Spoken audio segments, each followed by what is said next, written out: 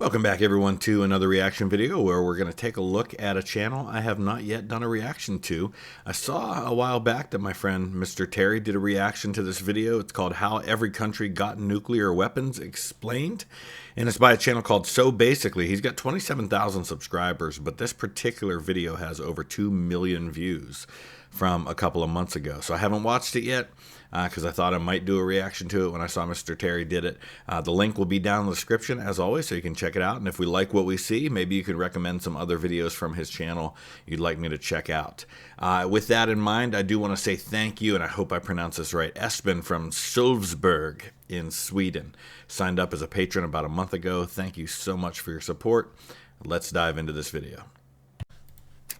We all know the story of how the United States was the first to develop the nuke, but today there are now 10 countries around the world that have successfully created them, some helping each other, but most in secrecy, involving a lot of spying, rivalry, and betrayal. So I'm looking at this map, and I was aware of all of these except for South Africa. I did not know South Africa has nukes. Is that a recent development? All the other ones I was aware of. Huh. Each of them have a story just as interesting as the US's Manhattan Project, but are rarely told. We're going to go through the full timeline of how the 10 countries raced each other to build this technology, and also the other countries that came close and might soon be added to the list. Yeah. The story begins in 1938, when German scientists first discovered nuclear fission, the ability to split atoms releasing massive energy through a chain reaction. So, you know, we talk a lot about things like the development of the nuke, the Trinity test, Oppenheimer, the whole bit. And that's a moment people point to as saying, wow, the world changed. But anytime we point to those events, there's usually events preceding it that are just as massive in terms of breakthroughs. And this is one. I mean, just being able to split the atom, this changed everything that came after it for good.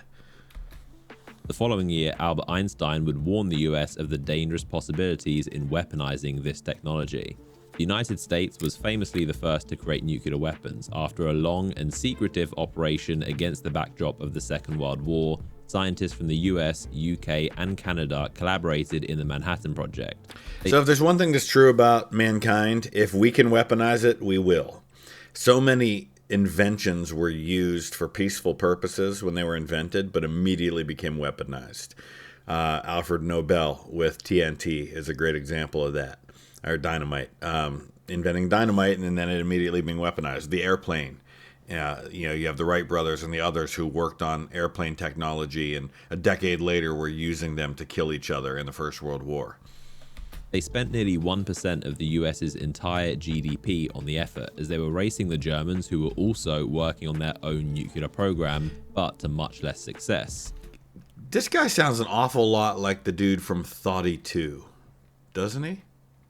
Germany had surrendered by May 1945, but in July, while President Truman was at the Potsdam Conference with Stalin and Churchill, planning what to do with Germany, Truman was secretly informed that the Trinity test in New Mexico was successful, and they now possessed the most powerful weapon humanity had ever seen.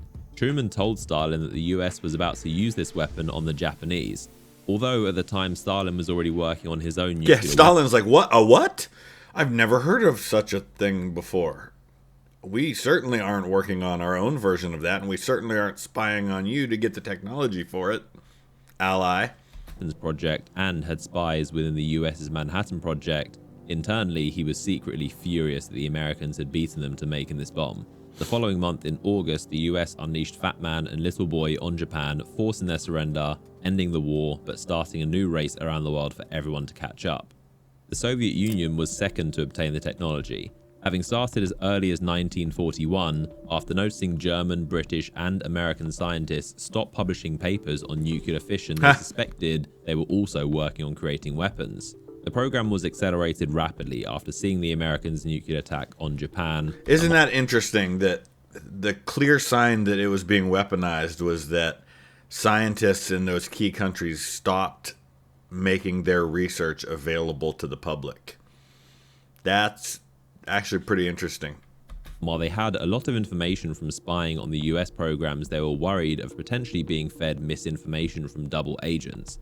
Because of this, they didn't trust the stolen American design, so they still ended up doing a lot of their own research, Using many captured German scientists, they built their own project while also using the United States' designs to check it was correct. Earlier than the US expected, in 1949, the Soviets successfully completed the RDS-1 test in Kazakhstan. The US no longer had the monopoly on this technology, and this would create the Cold War arms race with the United States to stockpile as many nukes as possible. The third country was the United Kingdom. Now, you might assume that the US would have helped them, as they were key allies fighting side by side in both world wars, and in theory, America would want to empower their good friends in Europe, but this was not the case. The UK pioneered a lot of the groundwork on nuclear weapons before the US with a project called Tube Alloys starting in 1940. And that doesn't surprise me, but the UK has always been, especially in the 20th century, fantastic when it comes to intelligence and code breaking and research and all those sorts of things. They did this with the help of German, Austrian, and Polish scientists that were fleeing Germany. Notice the theme here. Everybody's getting help from German scientists, ourselves included, for sure. But due to limited resources fighting the Second World War, Britain handed over all of their work to the US, merging it with what would become the Manhattan Project and providing a significant amount of research under the Quebec Agreement, stating that the US and UK would share the technology once completed and not use it on each other. But in 1945, when the US successfully tested and used its nukes, they also terminated the agreement and didn't share the final results to Britain, keeping it to themselves. Listen, the United States does not have a history of breaking treaties that we make with other people. Also, I have a bridge to sell you if you are interested. This prompted the UK to resume its own nuclear program, and this was done quickly as they had already done a lot of the work and controlled most of the world's uranium. The UK successfully completed its first test called Operation Hurricane in 1952 at the Montebello Islands just above Australia. Meanwhile, after the Soviets had developed nukes much faster than expected in 1949, the US immediately began work on a newer type called thermonuclear weapons. Unlike the standard atom bomb, which uses fission to split atoms, these use fusion to combine atoms, the same process that happens inside stars, and these are significantly more powerful than atom bombs. Scientists like Oppenheimer, who led the Manhattan Project, warned the US not to develop these because of the extreme danger to mankind. Listen, as terribly scary as the atom bomb was, it's like infinitesimal compared to what an H-bomb can do. I mean, I don't think we realize just how much this technology escalated when they went to thermonuclear weapons. I mean, there's no end. I mean, look at the Tsar Bomba, and I'm sure he'll talk about it, that the Soviets dropped. Oh my gosh. Where this nuclear arms race was going. But despite this, President Truman gave the go-ahead to continue. In 1952, the United States successfully completed Ivy Mike, the first test of a hydrogen thermonuclear bomb over 450 times more powerful than the one dropped on Nagasaki. Wrap your mind around that number. 450 times the bomb dropped on Nagasaki. And this is not even close to the biggest H-bomb that would be tested. Oh my goodness. Scary. The Soviets then completed theirs in 1955 called the RDS-37, and the UK completed theirs in 1957 called Operation Grapple. Because of this new threat of hydrogen bombs, the US then decided to re-sign a nuclear agreement with the UK the following year in 1958. The fourth country was France, who already had a few scientists working on the Manhattan Project and started their own nuclear program after World War II, collaborating with Israel, but mainly focusing on energy instead of weapons.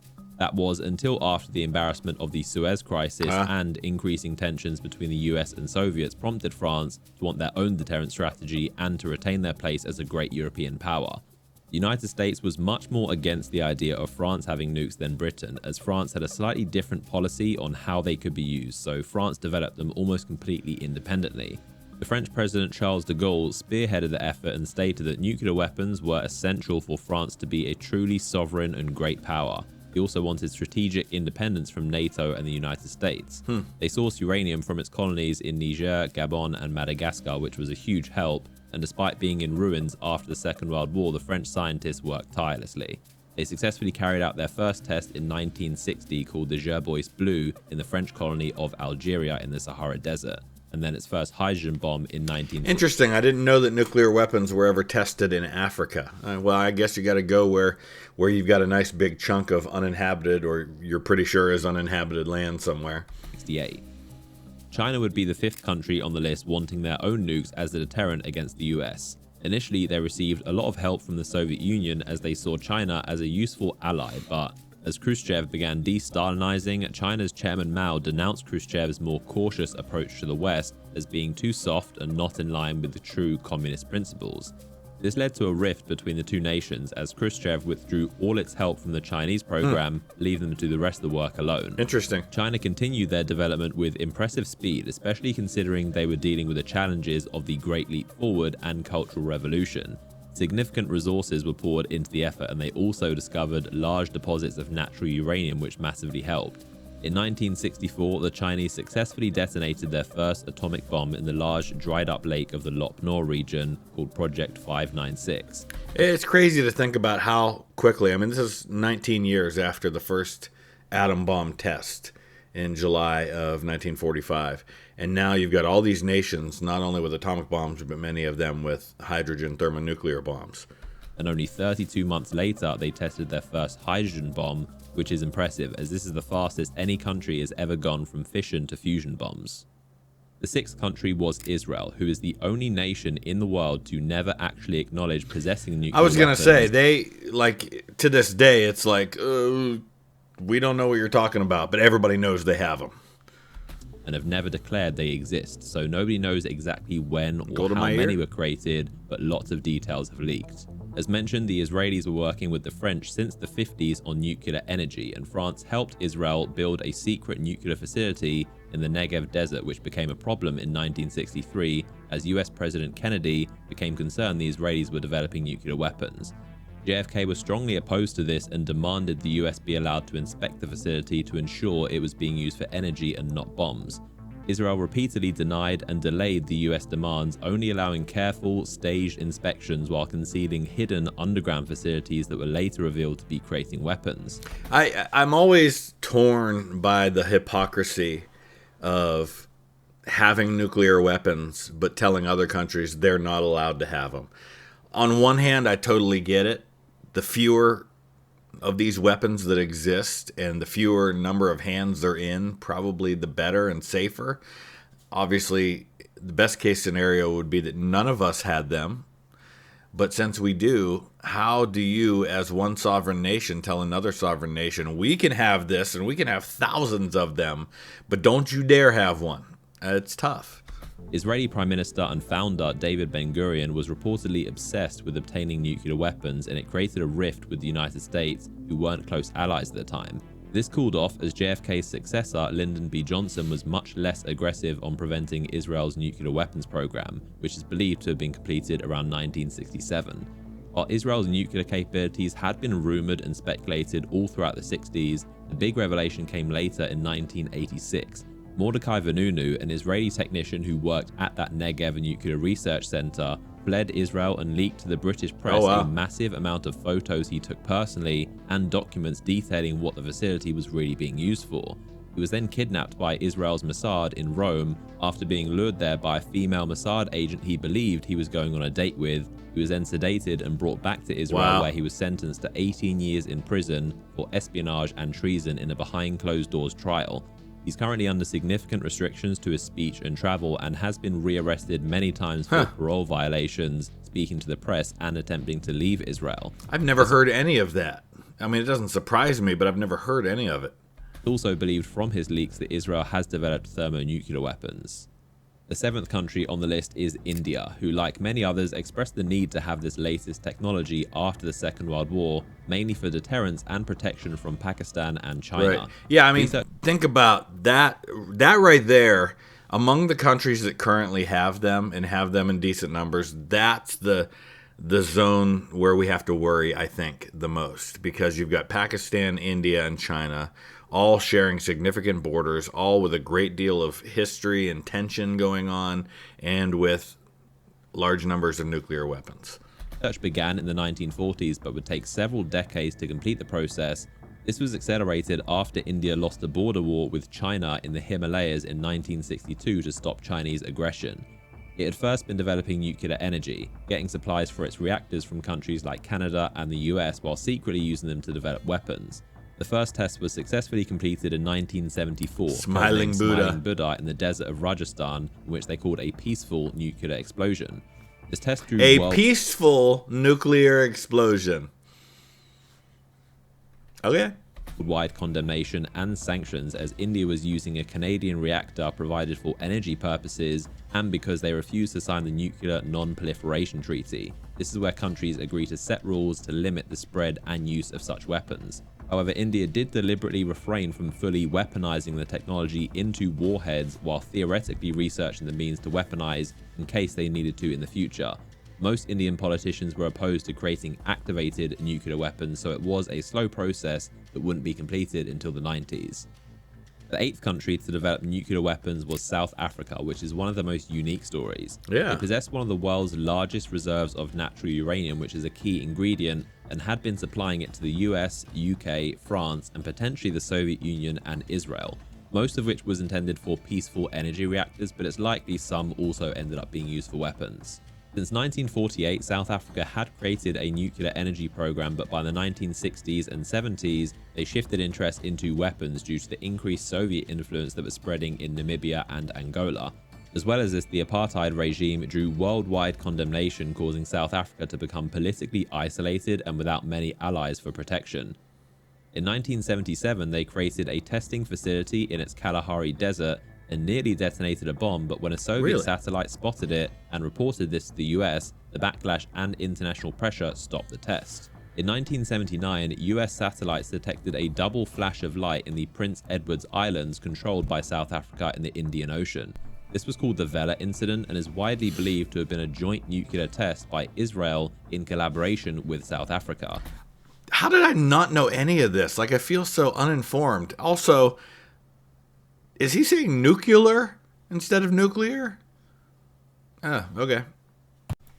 They likely allowed Israel to test its weapons there in exchange for South Africa gaining some of this research for its own program, who didn't have functional weapons yet at the time. By the mid-1980s, it had created 6 nuclear bombs, roughly the size of the one dropped on Hiroshima, and it's believed to have achieved this with the help of Israel, likely in exchange for its large uranium supplies. South Africa maintained deliberate ambiguity around its weapons, never admitting to having nukes, similar to Israel, to act as a deterrent from hostile nations. But by the 90s, as the Soviet Union collapsed, its need for protection from communist threats dissipated, and with the apartheid regime coming to an end, it feared handing over nuclear weapons to the next incoming government, so it opted to be the first nation in history to dismantle and dispose of its nukes, and then admitted to the world that it had actually possessed them. That makes a lot more sense. I wondered why I didn't know South Africa had them, and that's because by the time I was paying attention to such things, South Africa no longer had them. Now I understand. The designs were destroyed and the enriched uranium was locked in a nuclear facility vault, although in 2007 armed intruders breached the facility and came close to stealing the materials before being stopped, and there are still fears today about this weaponized uranium falling into the wrong hands.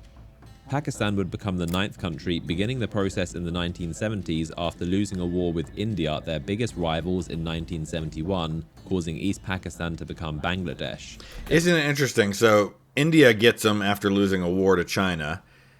Pakistan gets them after losing a war. You know, there's kind of this domino effect that happens. They're like, well, we didn't win a conventional war against a country that has nukes, so now we need them too. Prime Minister said that if India builds the bomb, we will eat grass or leaves, even go hungry, but we will get one of our own. After India conducted its Smiling Buddha test in 1974, the race was on to catch up. Abdul Qadir Khan was a Pakistani scientist who, while working at the Dutch nuclear facility, stole top-secret intelligence on how to enrich uranium and brought them back to Pakistan, which was a main foundation to their nuclear weapons program. They also had significant help from China, who provided expertise, materials, and blueprints to develop a bomb. This was because China wanted another ally against India, also being one of its rivals, and saw the benefit in arming Pakistan. The US did little to stop Pakistan's nuclear weapons program, initially underestimating their capabilities, but also because Pakistan was a key ally against the Soviet invasion of Afghanistan. Notice how all of this goes back to the Cold War. China's helping for this reason or that reason, because they want Pakistan to be an ally against India. The U.S. isn't doing much about it because they see Pakistan as a potential ally against the Soviets. Ugh. The US didn't want to risk their alliance and often turned a blind eye despite mounting evidence that Pakistan were using the US military funding to develop weapons. In 1998, India detonated 5 non-peaceful warheads, including a thermonuclear bomb. Just weeks later, in response, Pakistan also detonated 5 bombs underground in the Ras-Kho mountain range, successfully completing their first ever test and making them the latest nuclear-armed nation. While India operates a no first use policy, meaning they are only for deterrence and to be used in retaliation to such weapons being used on them. Yeah, but policies can be changed. If you decide at some point that, well, this policy no longer makes sense, you could change it. Pakistan operates a first use policy, reserving the right to use them however it sees fit, and indicated it would use nukes against India even if no nuclear weapons were used on them. While this policy concerns many nations, it has proved successful for Pakistan, leading to a weaker response from India in their many conflicts since, out of fear of how Pakistan might respond. An Indian military spokesperson said that Pakistan's threat of nuclear first use has deterred India from seriously considering conventional military strikes. Abdul Qadir Khan, the man mentioned earlier for stealing the Dutch nuclear blueprints and dubbed the father of Pakistan's nuclear program, confessed in 2004 that he had been involved in illegally selling nuclear weapons technology to North Korea, Iran, and Libya. Seeing as none of these countries are a part of the Non-Proliferation Treaty, it drew worldwide concern about the uncontrolled spread of this technology. Right. Every time somebody gets it, that's potentially a whole bunch more people that could get it because of the connections that they have. It could be exponential. Korea became the 10th and final country so far to develop nuclear weapons. The North Korean founder Kim Il-sung saw nuclear weapons as crucial to ensuring his regime's survival and asserting its power to the world to deter longtime rivals South Korea and the US. In the 1950s, the Soviet Union initially helped them develop their first nuclear research facilities for peaceful energy purposes, with many North Korean scientists being trained in the Soviet Union. Both China and the Soviets refused North Korea's many requests to help them develop weapons, and towards the 1970s, North Korea focused on building their own nuclear program. Listen, when your fellow communist powers don't want you to have one, then maybe that's a sign. Using its own large natural uranium deposits, which proved essential as they didn't need to rely on sourcing it from any other country. By the 1980s, the US became aware that North Korea was using spent nuclear energy fuel on creating weapons. Then, in the 90s, North Korea signed the Nuclear Non-Proliferation Treaty, despite secretly building weapons and delaying inspections from the International Atomic Energy Agency. In 1994, the US offered them light water reactors which would allow for peaceful nuclear energy production, while making it very difficult to use them for making weapons like their current graphite reactors were. The North Koreans initially agreed to this deal, but ultimately broke down in 2002 due to a lack of trust between the two countries. The US accused the North Koreans of secretly enriching uranium, violating the agreement. This led North Korea to officially withdrawing from the Non-Proliferation Treaty. I'll give North Korea credit in this sense. At least they had the integrity, for what it's worth, of withdrawing from the treaty rather than staying a part of it and pretending, while violating it anyway. And continuing its weapons program. As well as the initial help from the Soviets in the 50s on energy, they also had some limited help from China, but most importantly Pakistan, as mentioned earlier, which was crucial to their development. In 2005, Kim Jong-il claimed to have possessed functional nuclear weapons, and the next year, in October 2006, they completed their first successful nuclear test. Although it was so small at an estimated 0.5 kilotons, experts believed it didn't go off correctly and may have malfunctioned. In 2009... Who's the one that goes in to check on that site after there was a malfunction and it didn't go off correctly? It's like when you set off fireworks and part of them don't go off. Like, are you going to go in and just check it and grab it? Like, what do you do in that situation? While Kim Jong-il's health was rapidly deteriorating, in what's believed to have been a show of strength, they detonated a second, much more powerful bomb, and a third in 2013. Then in 2016 and 17, it tested its first thermonuclear bombs. Now, while those are the 10 countries that have made their own nuclear weapons, there are lots more that hosted nukes from other countries under alliances for protection and deterrence. During the Cold War, the United States held nuclear weapons in Belgium, Germany, Italy, the Netherlands, Turkey, Greece, Denmark, Greenland, South Korea, Japan, the Philippines, Taiwan, Greenland, Canada, Morocco, and Puerto Rico, although some of these were brief and some of them only had vehicles that contain nuclear weapons.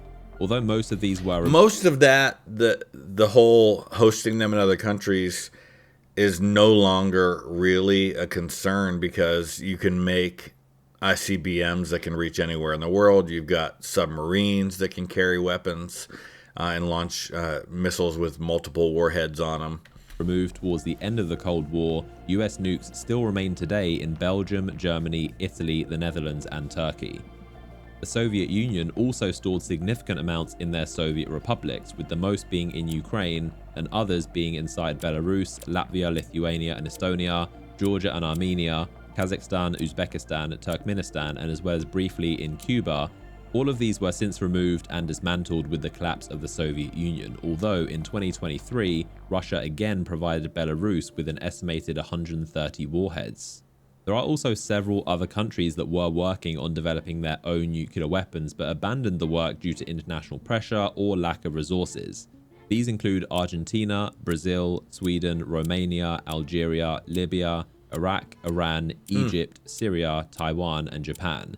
Many of these countries were actually very close to successfully developing the technology, notably Iraq, Syria, and Iran, who each made significant progress but all had facilities destroyed or sabotaged by Israeli missiles and cyber attacks.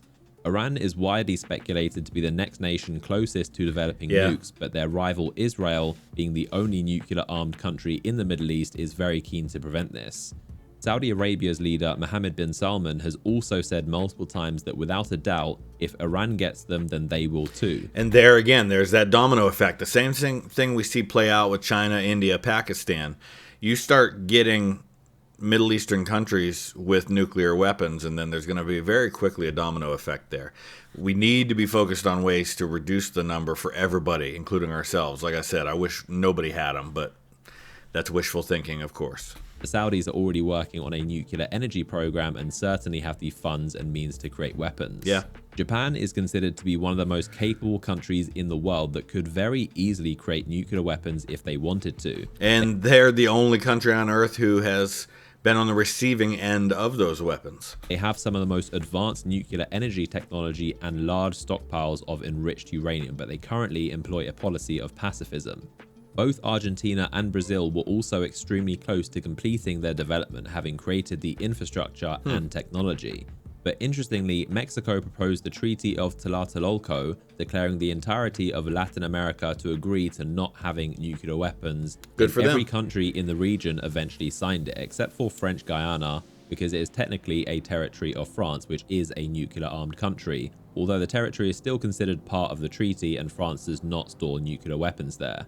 There are also similar treaties in place around the world since then which have agreed not to host, develop, or test any nuclear weapons, such as the Rarotonga Treaty covering the South Pacific, the Pelindaba Treaty covering the African continent, the Semiplatonisk Treaty covering Central Asia, the Bangkok Treaty covering Southeast Asia, and the Antarctic Treaty, which prohibits any military activity.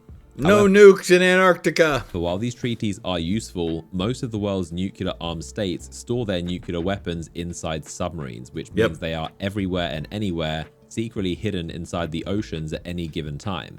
This acts as one of the strongest deterrents, as even if a country's launch facilities were completely destroyed, the submarines lie ready, waiting to retaliate and are impossible to destroy.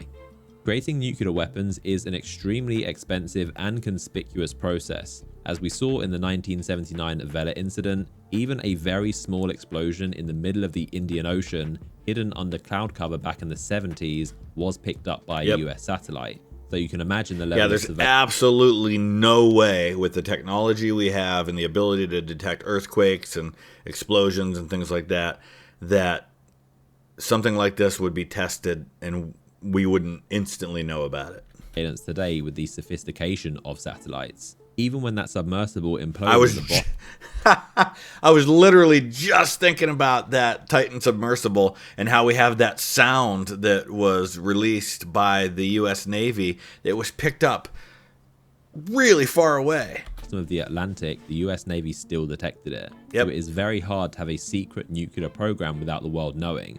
But while those are the 10 nations that completed the process, it's likely only a matter of time until more are added to the list.